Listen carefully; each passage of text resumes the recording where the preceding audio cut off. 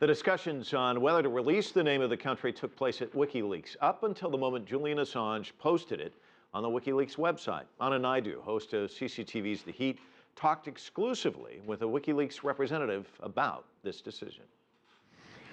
We've heard claims of this nature from the Pentagon and the U.S. government before regarding WikiLeaks revelations in the past when we released the information about the Afghan war, the Afghan warlocks in October 2010, and when we started releasing the diplomatic cables in December the same year.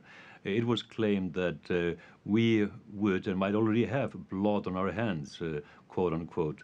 The Pentagon line was such, but no harm came to anybody as a result of the publication. So I assume that this is a line that he is, and the Intercept is, picking up from the U.S. government.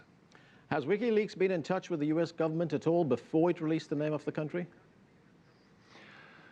Our organization, and they of course saw that we 72 hours beforehand announced that we would reveal this information, this very important information, to everybody, and so they knew well beforehand that we would do so, and they would have known, of course, for a year that this information was in the hands of journalists coming from Edward Snowden.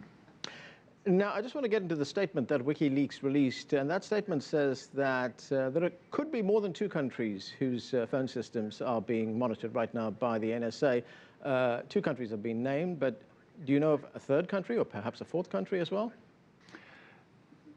There's a possibility that, and it was obvious from what has been revealed, that there was an intent to widen the scope of this project, and so there is quite a possibility that other countries are now included here, and this should be of extreme worry to the world population, that we now have the technology and the willingness for a government to abuse their technology to violate the privacy of an entire country in such a gross manner as we see now.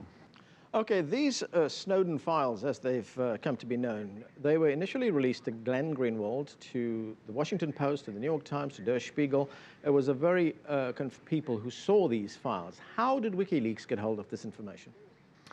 I cannot discuss anything that has to do with our sources, or in fact any material that we might or might not have in our hands. To what extent has your founder, Julian Assange, been involved in the decision to release this information? Well, he is the publisher-in-chief, he is the editor-in-chief of Wikileaks, and of course he has been involved in that decision and has the final word on that. Do you have any other NSA documents that you plan on releasing? Well, as I said earlier, just as our general policy, we do not discuss anything that we have unpublished, so thereby refrain from discussing material that we might or might not have.